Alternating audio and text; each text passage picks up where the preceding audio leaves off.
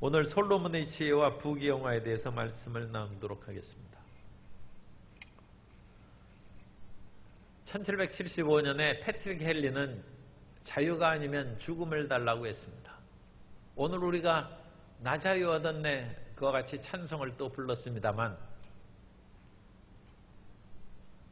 성도 여러분, 어떤 자유를 원하십니까? 정치적인 자유입니까? 경제적인 자유입니까? 우리는 돈에 좀 자유로웠으면 좋겠다. 물질에 자유했으면 좋겠다. 그런 생각을 가질 수 있습니다. 오늘은 물질에 자유한 것에 대해서 우리가 말씀을 나눕니다. 솔로몬은 물질의 자유함을 얻었습니다. 그래서 우리가 그 자유함이 어떤 것을 가져왔는지 자세히 살펴봄으로써 혹시나도 내 물질에 억압되지 않고 원 없이 살았으면 좋겠다 하는 분들은 솔로몬의 세계로 한번 들어갔다가 나옴으로써 올바르고 참다운 신앙생활을 우리가 영위해 나아갈 수 있도록 이 시간을 주님께서 은혜 베풀어 주시기를 원합니다.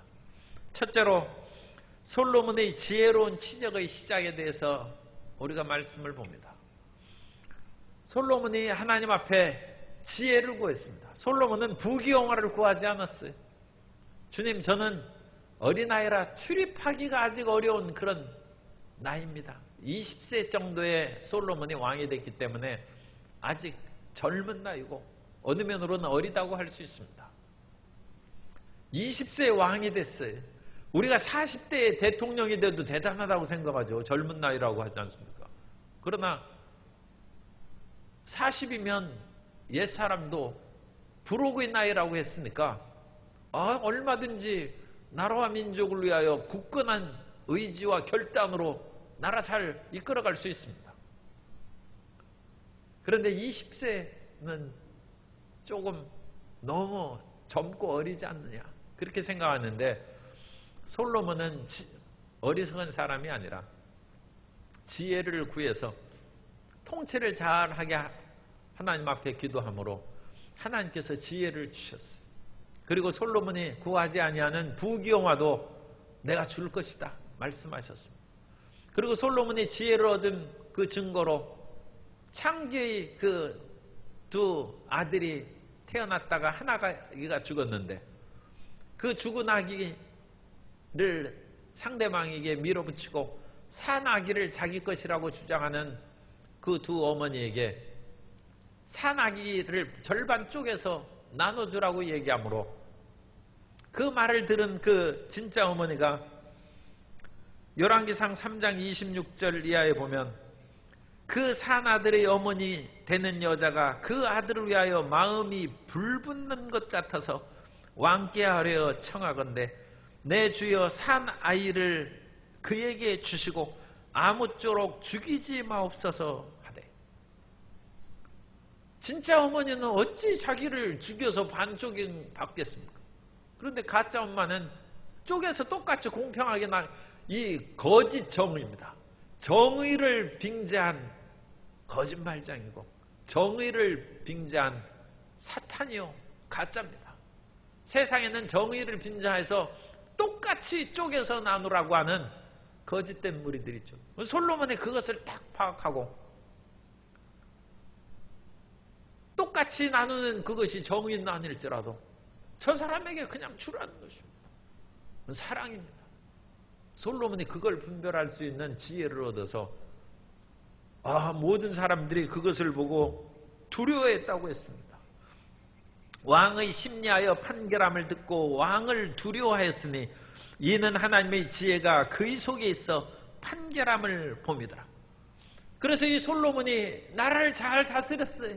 솔로몬의 초기에는 주변국들로부터 조공을 받아서 열왕기상 4장 21절에 보면 솔로몬이 그 강에서부터 솔로몬이 그 영토가 그 강은 유프라테스 강입니다. 굉장히 이스라엘의 저 북쪽에 있습니다. 그 유프라테스 강으로부터 블레셋 사람의 땅에 이르기까지와 애굽 지경에 미치기까지 모든 나라를 다스림으로 솔로몬이 사는 동안에 그 나라들이 조공을 바쳐 섬겼더라. 우리도 좀 조공을 받고 그래야 되지. 이 중국의 조공 그 사이에 오랫동안 받쳐왔으니까 앞으로 이 21세기 이후에는 중국으로부터 일본으로부터 좀 조공도 받고 좀 그래야 되지 않을까 싶은 생각이 듭니다. 지혜로운 그런 지도자가 출연해야죠. 그리고 지혜로운 백성들이 그런 지혜로운 사람을 뽑아줘야죠. 그래야 참으로 나라를 잘 이끌어갈 것이죠. 그래서 솔로몬 사는 동안에는 주변국들이 조공을 바치고 또 모든 나라에 평화가 임했어. 내 불안하고 전쟁 위협 그런 속에서 우리가 벗어나야지 언제까지 그런 북쪽의 핵 위협이라든지 전쟁 위협 속에서 살면 되겠습니까? 열왕기상 4장 24절에 보면 솔로몬이 그 강 건너편을 딥사에서부터 가사까지 모두 그 강 건너편의 왕을 모두 다스림으로 그가 사방에 둘린 민족과 평화를 누렸으니 솔로몬이 강성함으로 말미암아 주변 지역에 평화를 가졌다. 이것이 힘이 있음으로 평화를 가져오는 팍스 로마나입니다. 로마의 제국의 강성한 군사력이 지중해 세계를 다 정복함으로 지중해의 모든 나라의 전쟁이 그친 것입니다. 로마에 의한 평화입니다. 그래서 솔로몬이 이 지혜로 말미암아 국내 정치 그런 재판을 잘하니까 원성이 없어요. 국제적으로도 조공을 받고 온 세계에 평안함을 가져왔다는 것입니다. 그뿐만 아니라 온 백성들이 얼마나 배부르게 먹고 사는지, 이 사람이 배부르게 먹고 사는 것이 굉장히 중요해요. 이 풍요, 이 물질적인 자유를 얻어야죠. 열왕기상 4장 20절에 보면 유다와 이스라엘의 인구가 바닷가의 모래같이 많게 되매, 이게 굉장히 중요한 단어입니다. 바닷가의 모래같이 많게 되었는데도 불구하고 양식이 부족하지 않고 먹고 마시며 즐거워하였으며 국가 경제가 아주 좋았다. 아무리 자식들 많이 낳아도 다 먹을 거 다 있어요. 오늘날 자식을 못 낳는 것은 나 혼자도 지금 불안하고 취직했을지라도 언제 회사가 망하거나 쫓겨날지 모르고 그러는데 내 한 몸도 이끌어가기가 힘들고 그야말로 원룸 얻기도 서울에서 힘든데 어떻게 결혼해서 애들 학교에 보내겠냐. 그러니까 결혼도 못하고 자식도 못 낳는다는 것이죠. 경제가 나쁜 것입니다.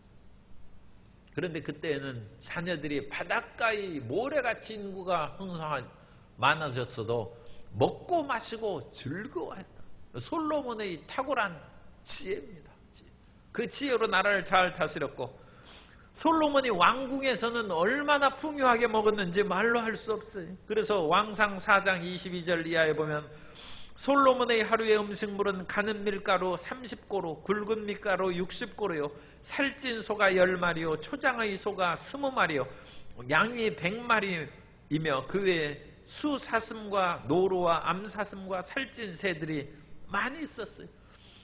그렇게 솔로몬이 왕국에서 풍요롭게 먹었음에도 불구하고 백성들에게 세금 많이 거두지 않았어요. 압제를 안 했어요. 열왕기상 4장 24절에 25절에 보면 솔로몬이 사는 동안에 유다와 이스라엘이 단에서부터 브엘세바, 이 단에서부터 브엘세바는 한라산에서 백두산까지 그것의 의미나 마찬가지입니다.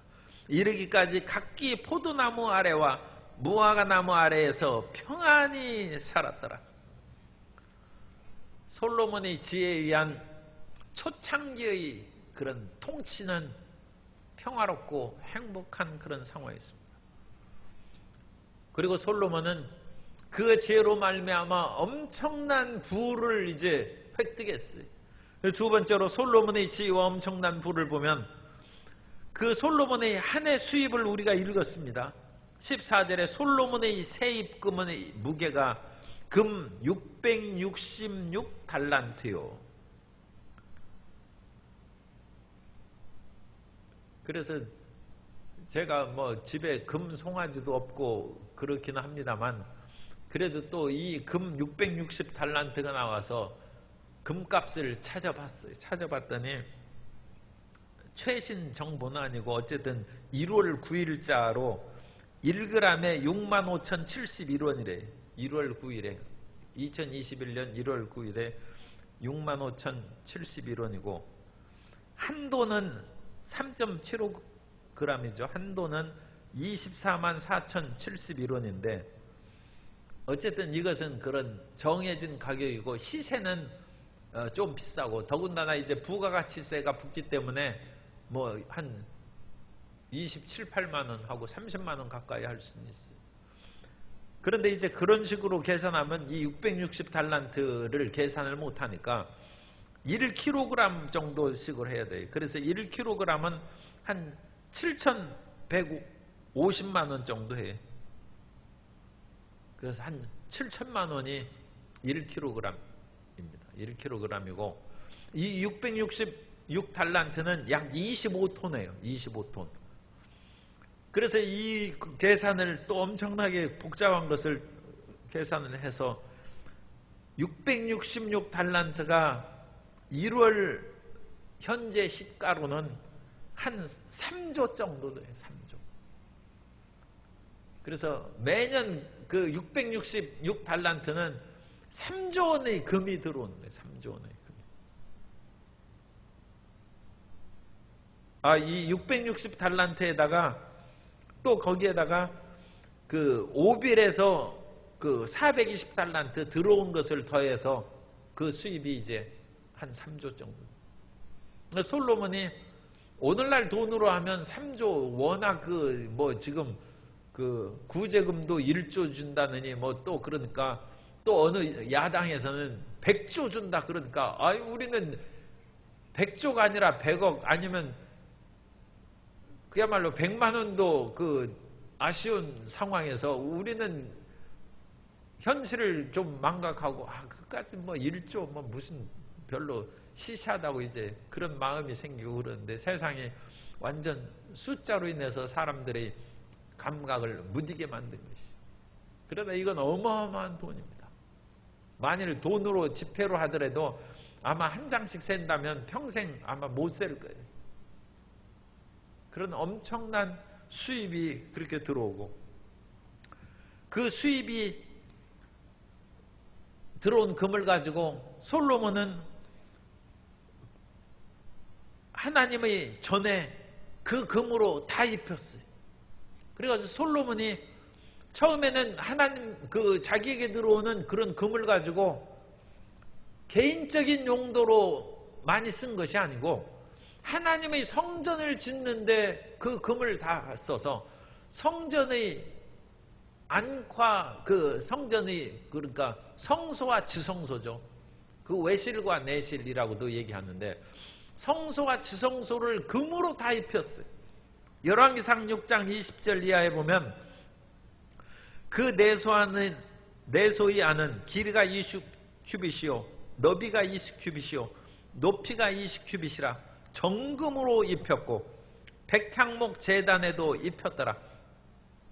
솔로몬이 정금으로 외소 안에 입히고 내소 안에 금사슬로 건너지르고 내소를 금으로 입히고 온 성전을 금으로 입히기를 마치고 내소에 속한 제단의 전부를 금으로 입혔더라. 하나님께서 솔로몬의 시대에 성전을 지으라고 한 그 이유 중에 하나는 솔로몬은 왕자로 태어났고 예루살렘에서 태어났습니다. 헤브론에서 태어난 자식들만 해도 일종의 시골 출신이에요. 그래서 부귀영화를 잘 몰라요. 그런데 예루살렘은 서울입니다. 거기에서 태어난 솔로몬은 훨씬 유복하고 풍족하게 살아간 사람이에요. 그러니까 유복하고 풍족하게 살아가는 사람은 집을 사거나 가구를 고를 때도 풍족하고 비싼 것을 그렇게 고르고 가난하고 어려운 가운데서 자라나고 생활한 사람은 그 사람이 아무리 마음을 크게 먹어도 모든 것이 부족함이 없이 자라난 부유한 사람이 그것은 발끝에 못 미치는 것입니다. 그래서 솔로몬은 배짱이 있어요. 물질적으로 성전 안을 다 금으로 그냥 다 만들었어. 덧입혔어.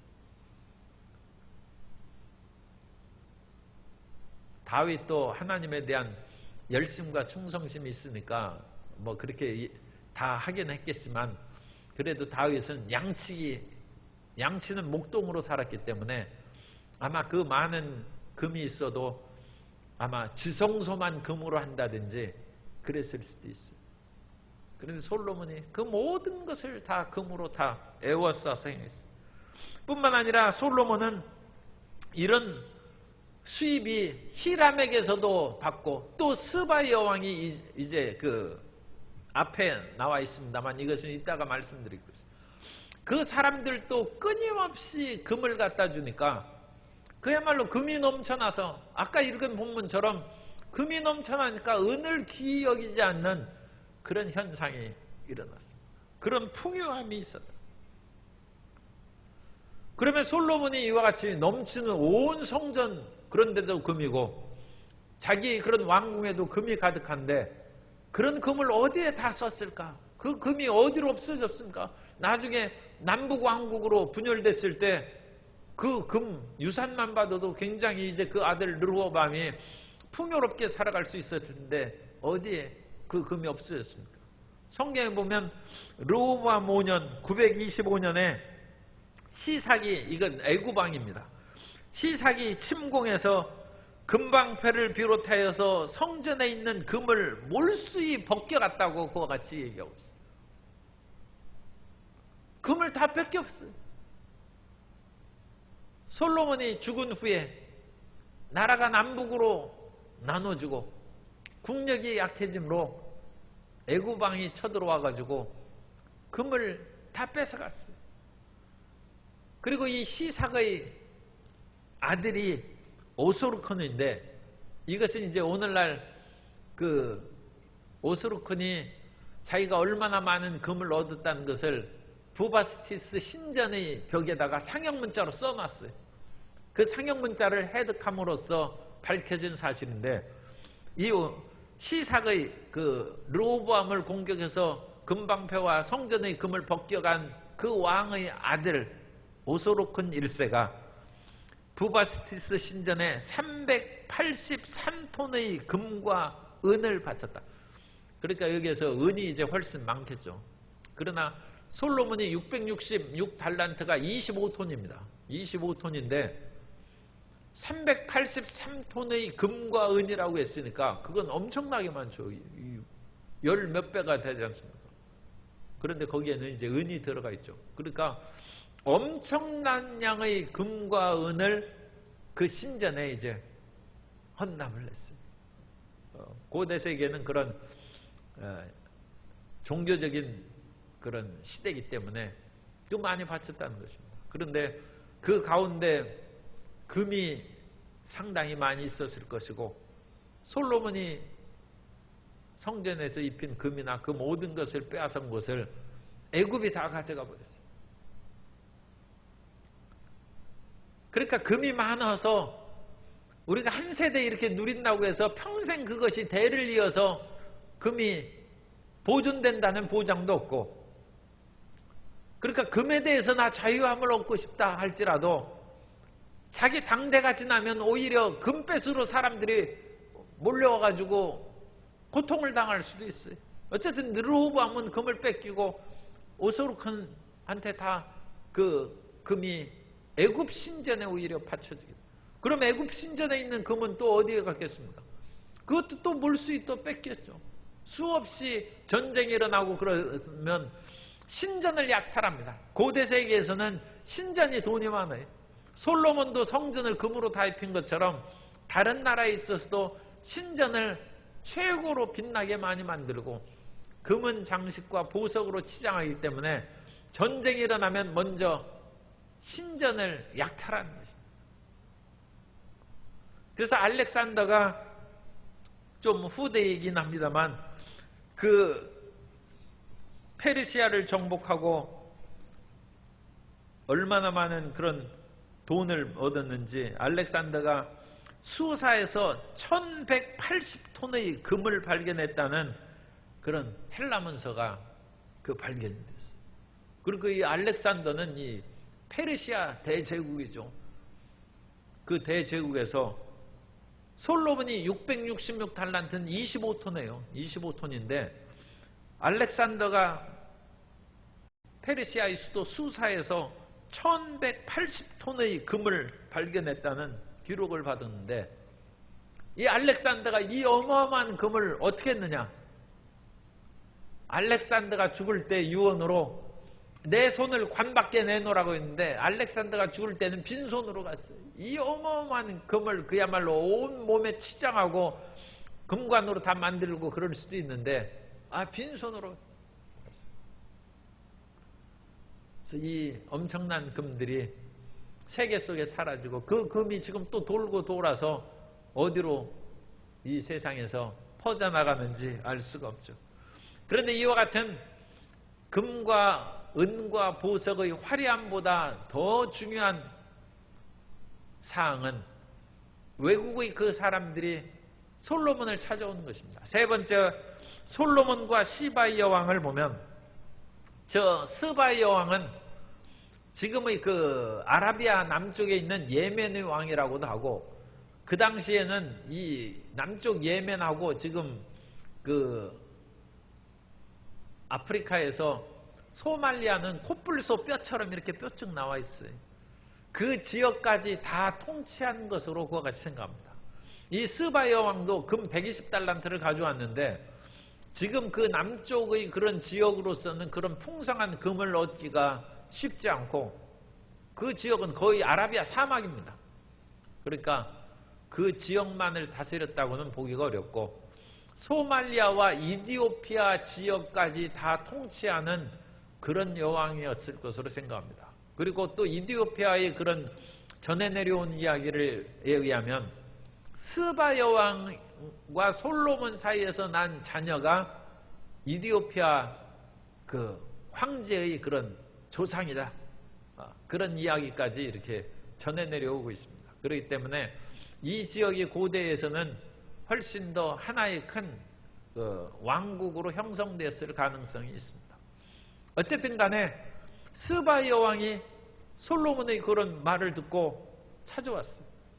그래서 솔로몬 왕이 아라비아 반도의 남쪽에서부터 아라비아의 그 사막 북쪽으로 쭉 해서 홍해길로 올라서 이스라엘까지 올라오는데 왜 왔을까 생각하면 결국 그 아라비아도 이집트와 메소포타미아와 무역을 해서 이제 국가가 번영해야 되는데 이집트와 메소포타미아를 양쪽으로 갈 수 있는 그런 중간 지점에 이스라엘이 있어요. 그러므로 이스라엘이 그와 같은 교역로를 열어주기 위한 협상의 목적으로 스바 여왕이 왔을 것이다. 그래서 표면적으로는 솔로몬의 지혜의 말씀을 듣기 위해서 온 것이고 실질적인 면으로는 교역로를 확보하기 위해서 상당한 조공을 갖다 바친 것입니다. 그리고 그것으로 말미암아 그 경제적인 더 막대한 이익을 이제 얻기 위한 것이었다. 그렇게 생각할 수 있습니다. 어쨌든 이 스바 여왕이 찾아왔어요. 그리고 나서 솔로몬에게 여러 가지 어려운 그런 질문을 많이 했어요. 세상에 어려운 질문들이 많이 있죠. 그래서 어떤 사람이 문 앞에 딱 서가지고 내가 지금 밖으로 나갈까 안으로 들어올까 맞춰보라고 합니다. 어느 대답을 하더라도 그 문에 서 있는 사람이 틀리게 행할 수 있어요. 밖으로 나갈 것이다 하면 안으로 들어올 것이고 안으로 들어올 것이다 하면 난 밖으로 나간다. 그래가지고 까다로운 얘기를 얘기할 수 있어요. 사사기에 보면 삼손이 수수께끼를 내죠. 어느 날 삼손이 가다가 보니까 사자가 나타났어요. 그래가지고 삼손에게 하나님의 영이 임해서 그 사자를 붙잡고 염소 새끼를 찢는 것처럼 사자를 잡아서 죽였어요. 그럼 사자를 잡았으면 그 털을 벗겨가지고 갈기털을 그렇게 활용을 하든지 팔아야 되는데 그냥 삼손이 그걸 던져놨어요. 옛날에는 그런 갈기털을 살 사람도 없었는지 모르죠. 그런 나중에 와보니까 이 사자의 몸에 야생 벌들이 꿀을 쳤어요. 그걸 보고 그 꿀을 찍어 먹어보고 참 맛있구나 하고 들어와서 블레셋 사람들하고 이제 블레셋 여인과 결혼식을 할 때 수수께끼를 내는 것입니다. 강한 것에서 단 것이 나온 것이 있는데 그것이 뭐냐? 그건 사자의 몸에서 단 꿀이 나왔다는 것이죠. 그 수수께끼를 누가 풀겠습니까? 그건 삼손밖에 모르는 것이죠. 그런데 그 삼손의 아내가 삼손을 당신이 나를 사랑하면 수수께끼를 알려달라고 그렇게 하는 바람에 삼손이 다른 사람한테 절대 얘기하지 말라고 하면서 얘기해 줬는데 그것을 자기 블레셋 그런 동료들에게 얘기해서 수수께끼가 풀렸어. 수수께끼는 그처럼 원래 풀기가 어려운 것입니다. 그런데 그런 수수께끼를 스바 여왕이 얘기하는데도 솔로몬의 지혜로 그것을 다 얘기하는 것입니다. 그래서 이 스바 여왕이 참 놀랍고 찬탄해서 얘기를 하는데, 그런데 솔로몬 왕이 이런 삼손의 이야기나 문 앞에 서서 들어갈까 나갈까 하는 그런 종류의 그런 질문을 했다기보다는 굉장히 현실적이고 실용적인 질문을 한 것을 우리가 성경을 읽고 확인할 수 있습니다. 왜냐하면 열왕기상 10장 5절에 보면 스바 여왕이 10장 5절의 그 내용을 제가 이 표준 세번역으로 읽어드리겠습니다. 그것이 우리 이해하기가 훨씬 더 부드럽습니다.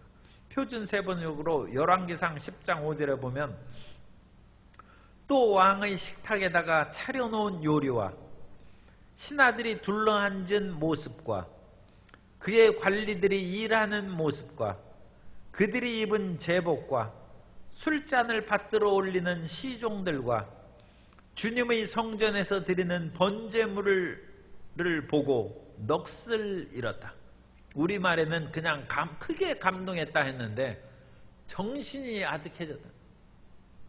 그래서 스바 여왕은 지금 철학 얘기를 하는 것이 아니고 어떤 형이상학적인 그런 질문을 하는 것이 아니라 실질적인 통치와 다스림에 대해서 또 어느 면으로는 요리법에 대해서 얘기하는 거예요. 그런데 솔로몬이 식탁을 차려놓은 그것을 보니까 정말로 기가 막혀서 넋을 잃었어요. 요리에 관심 있는 사람은 식탁 위에 차려놓은 것을 보고 감탄하지, 요리에 관심 있는 사람이 다른 무슨 무슨 철학이나 다른 사상을 얘기하고 그런 것으로 감탄하겠습니다. 그런데 스바 여왕은 그 요리에 상당히 조예가 있었나 봐요. 그래서 이 식탁을 차려놓은 식탁을 보니까 이건 이렇게 정교하고 먹음직하고 지혜롭게 차릴 수 없다는 거예요. 그 차린 것은 솔로몬의 지시와 지혜로 말미암은 것이 확실하기 때문에 솔로몬의 지혜를 탄복한 것입니다. 또 이 스바 여왕은 신하들이 둘러앉은 모습과 그의 관리들이 일하는 모습, 그래서 이 솔로몬의 신하들이 자리 배치를 해서 이렇게 앉아 있는데 각 그런 그 문무백관들이 정말로 질서정연하게 그리고 왕에게 신속하게 어떤 일을 해결하고 답변할 수 있는 그런 자세로 딱 앉아 있어요. 이 나라 잘 다스리는구나. 각 기관과 부서가 그야말로 중구난방에 여기저기 지저분하게 앉아 있으면 이 통치 조직이 형편없는 것이죠. 우리나라의 이런 여러 가지 그 법무부와 검찰총장 간의 그런 그 질서에 관한 그런 것들도 신하들이 앉은 모습이 별로 지혜롭지 못하다. 그러니까 새로운 것을 만들고 공수처를 만들고 하는 것은 좀 지혜로운 자리 배치하자는 것이죠. 그런데 솔로몬이 그와 같은 지혜롭게 국가의 제도와 조직을 한 걸 보고 이 스바 여왕도 통치자 아닙니까? 그걸 보고 정신이 탄복을 했다는, 크게 감동했다는 것은 히브리어로는 그와 같이 정신이 나갔다. 그래서 어느 번역에는 정신이 나갔다고 했어요. 넋을 정도로, 아니 이렇게 지혜로울 수가 있는가. 그리고 사람들마다 제복을 입혔어요. 우리나라도 이제 상당히 조선시대에 발전해가지고 자색 옷을 입으면 일종의 왕실이고, 이제 붉은색을 입으면 그런 뭐 당상관이라든지, 청색을 입으면 당하관이라든지, 그런 그 제복으로 인해서 관복의 그 색깔과 모든 장식에 의해서 품계가 결정되고 높고 낮은 것을 이제 딱 보면 알 수 있어요. 그런데 솔로몬 시대의 이 제복을 보죠. 그들이 입은 제복과 밭들어 술잔을 받들어 올리는 시종들과, 이 스바 여왕이 그 질문하고 탄복한 것은 실용적 지혜입니다. 실용적 지혜입니다. 그래서 스바 여왕이 질문한 것은 오늘날 우리 한국적인 상황에 비춰보면 이런 질문입니다. 이건 뭐 정치적인 거하고는 상관없어요. 원전을 하는 것이 좋습니까? 안 하는 것이 좋습니까? 그거 묻는 실용적. 그리고 탄소 배출량을 줄여야 되는데 언제부터 그렇게 해야 되겠습니까? 또 지금 노동자들에게 주당 몇 시간의 일을 해야 되고 최저임금은 얼마 해야 되는데, 그것을 인하여 중소기업을 향하는 사람은 어떤 피해가 있고, 과연 그것의 실행 시기가 언제 적절한 것입니까? 그런 겁니다.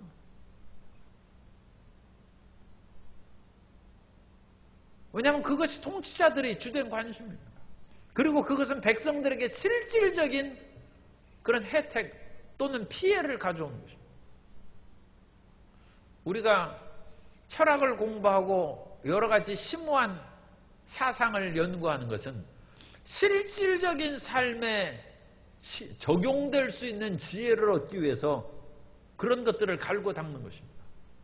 그런 것을 갈고 닦은 후에 자기 앞가림도 못하고 자기 먹을 것도 해결하지 못하면 그런 지혜와 철학이 무슨 소용이 있겠어요. 그러니까 아직 그것은 덜 성숙된 학문이죠. 실질적인 삶과 그 모든 것에 적용할 수 있는 그런 지혜를 갖고, 그런 학문을 갖고, 그런 공부를 한 사람이 결국은 나라를 이끌어가고, 또 나라를 이끌어가는 재주가, 그런 지혜가 자기가 없으면 그런 사람을 불러서 쓸 수 있는 통치자의 안목이 있어야 돼요. 유비는 그런 지혜가 없어요. 그러니까 제갈공명을 불러다가 겸손한 마음으로 3번이나 거기에서 찾아가면서 불러다가 써서 그래도 자기가 황제를 한번 했죠. 그렇게 되는 거죠. 스바 여왕은 그 같은 실질적인 지혜를 얘기한 거죠. 어떤 분은 우리 교회에 오면 교회가 참으로 봉사정신이 충실하고 순종과 조직이 잘 돼 있다, 그렇게 얘기합니다. 만들고, 더 나아가 솔로몬은 아내를 많이 주지 말라고 했는데 우리가 다음 시간에 이제 볼 겁니다. 솔로몬이 비빈 처첩을 1000명이나 두었어요. 그러니까 솔로몬의 지혜가 변질됐어요. 그러니까 솔로몬이 금 속에서 묻혀 살고 1000명이나 되는 그런 아내들 속에서 이방 여인이 또 수두룩해. 그러니까 정신이 나갔어요. 그래가지고 솔로몬이 우상 숭배를 했다고 말씀합니다. 그리고 그 솔로몬은 중요한 것을 마지막에 지적하겠습니다. 10장 8절 성경에 있는 분은 열왕기상 10장 8절을 보세요. 복되도다 당신의 사람들이여, 복되도다 당신의 이 선한 신하들이여, 항상 당신 앞에 서서 당신의 지혜를 들음이로다. 이 말씀이 뭐가 이상한가 싶어도 지금 이제 상황이 뒤집어졌습니다. 솔로몬의 지혜는 원래 듣는 마음입니다. 솔로몬이 사람들의 말을 잘 새겨서 듣고 하나님의 음성을 들어야 됩니다. 그것이 지혜인데 이제 솔로몬은 듣는 사람이 아니라 말하는 사람이 됐고 솔로몬의 신하들은 솔로몬 말을 듣는 거예요. 그래서 솔로몬은 신하들 말을 반대로 얘기하면 안 들어요. 심지어 솔로몬은 하나님 말씀도 안 듣습니다. 그래서 11장에 가면 분명히 언급합니다. 하나님이 2번이나 그에게 말씀하셨을 때 솔로몬이 듣지 아니하였다. 솔로몬의 지혜는 끝난 것입니다. 듣는 마음이 사라져버린 것입니다. 겸손하게 하나님의 음성을 듣고 다른 사람의 음성을 듣는 마음이 사라진 그 순간부터 그 사람은 교만한 사람이 되고 그 사람의 지혜는 이기적이고 아집의 지혜가 되어서 패망의 길로 나아간 것입니다. 솔로몬의 지혜가 너무 풍요한 부귀의 영화에 휩싸였기 때문에 그의 지혜는 타락해버리고 녹슬어버리고 그는 결국 비극적인 인생으로 나아가서 헛되고 헛되다는 노래를 부르고 인생을 마감한 것입니다. 우리 한바탕 우리 것은 아니지만 금으로 온갖 것을 치장해서 우리가 한번 살아봤는데 금 많아야 좋을 것이 없다는 것이 결국 성경의 결론입니다. 이 말씀이 우리 마음 가운데 받아져서 있는 것을 족하게 알고 만족하는 마음으로 인생을 살아가고 부족한 것은 채워야죠. 그러나 넘치는 것은 오히려 패망을 이룰 수 있습니다. 만족하고 감사하는 삶으로 살아가는 저와 여러분 되시기를 주의 이름으로 축원합니다.